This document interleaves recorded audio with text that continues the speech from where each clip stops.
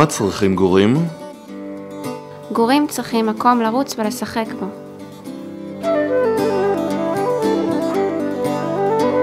הם צריכים חברים לשחק איתם.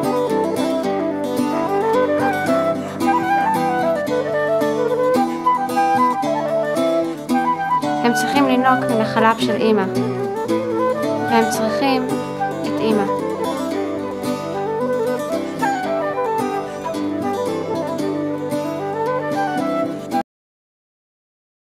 ישנם גורים שלא יזכו לעולם באף אחד מאלה. קוראים להם עגלי חלב.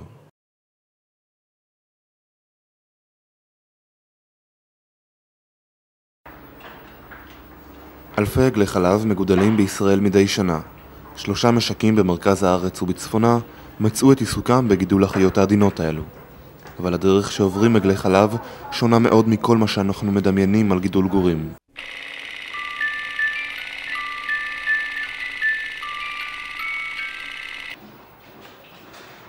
המקום היחיד שניתן לעגל חלב לזוז בו הוא קופסת עץ צרה, הגדולה אך במעט מגופו. הוא לא יכול ללכת וודאי לא לשחק. הוא לא מסוגל להסתובב ולא מסוגל לרבוץ בנוחות. הוא אפילו לא מסוגל לנוח היטב.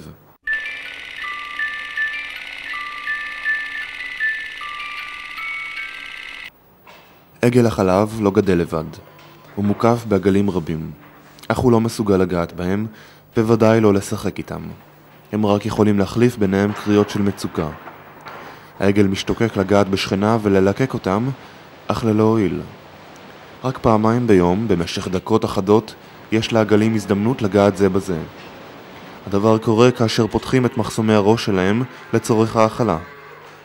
העגלים זקוקים למגע עד כדי כך שלעיתים קרובות הם מלקקים זה את זה לפני שהם ניגשים לאכול.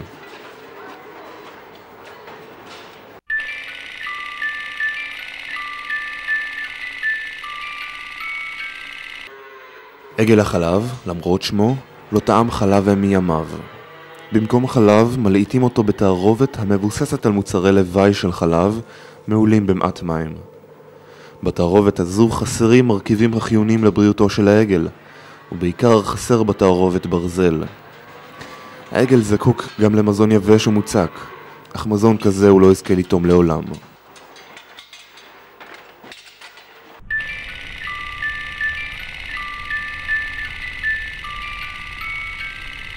העגל זכה להכיר את אמו במשך שעות ספורות או מספר ימים לכל היותר.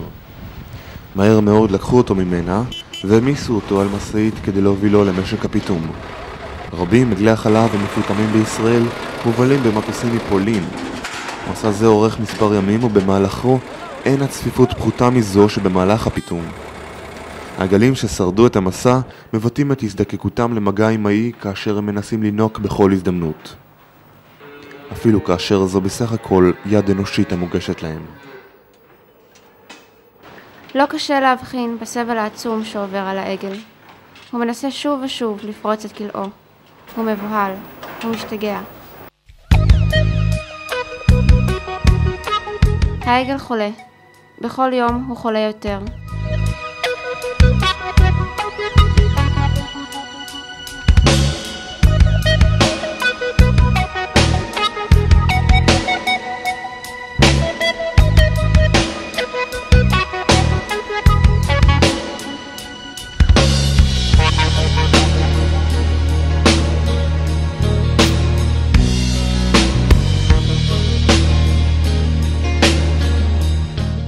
בסופו של דבר, נפגעת יכולת הולכת החמצן בדמו, ומצבו מדרדר.